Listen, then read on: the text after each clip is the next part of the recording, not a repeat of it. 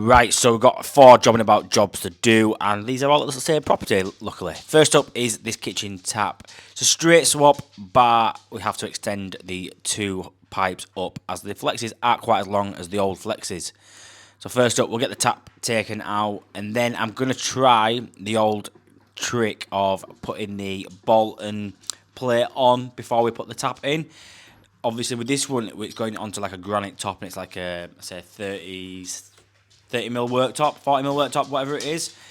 And yeah, we'll see. I thought I'd try it. I know it works with standard basins and standard kitchen sinks, but I thought, what the hell, let's try it out, see if it works. And I quickly found out it didn't.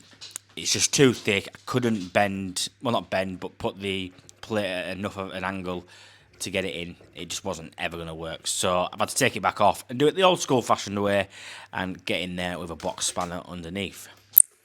Saying a few cursed words, as it was a bit tight to get under with all the pipe work there. Right, so you can see the flexes were just too short to connect onto the 15mm to 1/2 inch connections. So they need extending up, basically with a bit of copper. We're going to reuse the old fittings. So I'll take the trap out because there was just no access to get in. You could have got into the cold on the right hand side, but on the hot side there was just no access whatsoever. So once removing your trap, make sure you don't pour it down because you're going to get the inside of the cupboard wet. And the last thing you want to do is get wet when you're at work. I've done this before so many times. I've took a trap off and I've poured it down the drain. Yeah, don't do it. It's a schoolboy error. So once you've got the, once I got the trap out of the way, disconnected the top nut and olive from the isolation valves on the hot and cold, stripped them down, and I'm going to reuse the old connections for the 1/2 inch to 15mm compression. You used to call these number 2s, if I remember rightly. Could be number 3s. Do you remember if you went to merchants years ago, you'd go in and ask for a number 1, number 2, and number 3, and the person behind the till knew exactly what you were asking for? These days, you couldn't do that, because even I don't know what all the numbers are, but you old school boys will probably know it off by heart, what numbers, what fitting. If you do know what this fitting is, what number it is, put it in the comments below. It's, yeah, it's a bit of an old school way of doing things. So what I'm doing here is making as much up as I can out of place. That way I'm not struggling inside the cupboard. I like to make work easier for myself and not hard. Like you might see on the next little job we've got, where we're swapping a trap on a basin.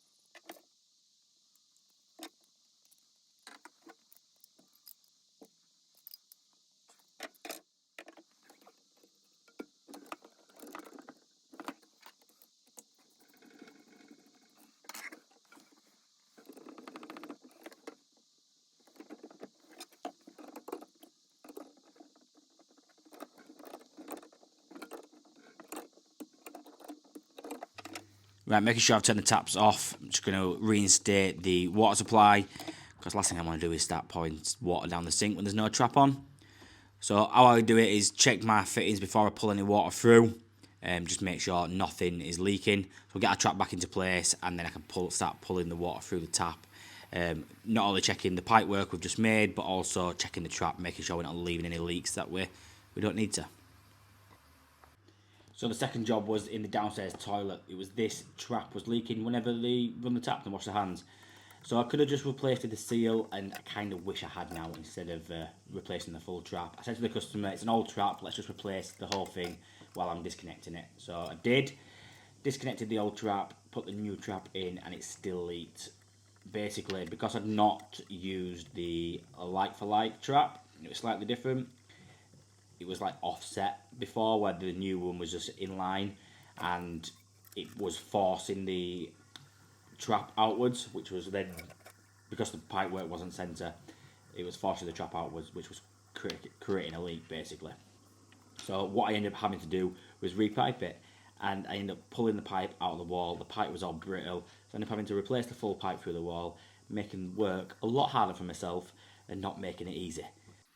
So you can see after a lot of messing about, using a 45 and a street elbow, finally managed to get it in line, in place, and we've tested it out, and it's no longer leaking, thank God. So moving on to our third job, we've got a mixer shower. When the customer turned it on, the diverter cartridge just started passing basically and leaking. Becomes a bit of annoying when you're in the shower and it's leaving some stains on the bottom valve. So we get the water off. We've got a new cartridge from Crosswater. I had to buy it direct from them, as it's Crosswater. You've got direct. You can't get spares anywhere else. So with the water off, we'll start basically taking the head apart and getting the cartridge out, which you'll see in a second become a bit of a problem.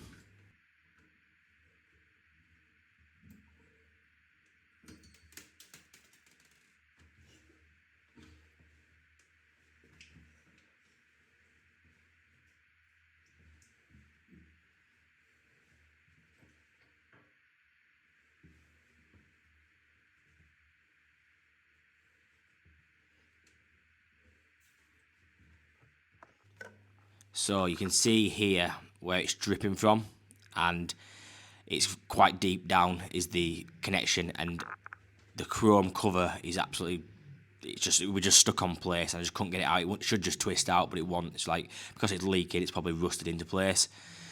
So what I've had to do is I had to go off and get something that I could get onto it. It was a 17mm connection, and I didn't have my long socket set wasn't long enough, so I had to go buy a 17mm box spanner, which was just long enough to get in there. But little did I know, once I started taking that off, undoing the cartridge, it was going to unscrew the chrome cover and the plate that holds that onto place. So when I take the cartridge out, water started going down the back of the tiles and ended up going through the ceiling below, which wasn't too much of a problem because there wasn't much water, but you've just got to be wary of these things. So, but it was a bit of a panicky at first, but then I realised it wasn't too much water, so just no need to panic. So the next problem was, which I didn't actually show you, I should have showed you on the camera, that basically the cartridge was stuck onto the connection for the chrome surround. So I had to mess around for ages trying to get that off there. It was a bit of a pain to come off, but then I realised it was a left-handed thread, so actually user error, trying to take it off the wrong way. Should have read the instructions if there was some. So Crosswater, if you're listening, maybe next time send me some instructions, please. So putting it back together is basically doing it in reverse, or should we say, as easy it should have come out in the first place, in reverse. So cartridge back in, 17mm box spanner, tighten it up, and what I'm going to do before I put the head on and the plate back on, turn the water back on, make sure it's not leaking, pull some water through, check, double check, triple check that there's definitely not leaking. The last thing I want to do is cover up a leak and cause damage down the line. So once we're happy it wasn't leaking, we've got the head back on in place. Tried to with one hand, but unfortunately, because I'm holding a camera, it was a bit harder than I thought it might have been to put the plate on. So, but you get the gist, we get the plate all back on and all done and dusted. Moving on to the last job, it was just a leaking toilet, which was coming from the fill valve on the back nut, so we just had to give it a nip up.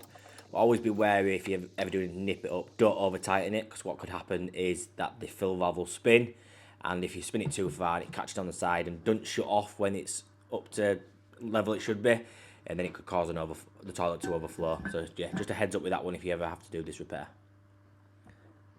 So yeah, all done, one happy customer, 4 plumbing jobs sorted, ready for the weekend.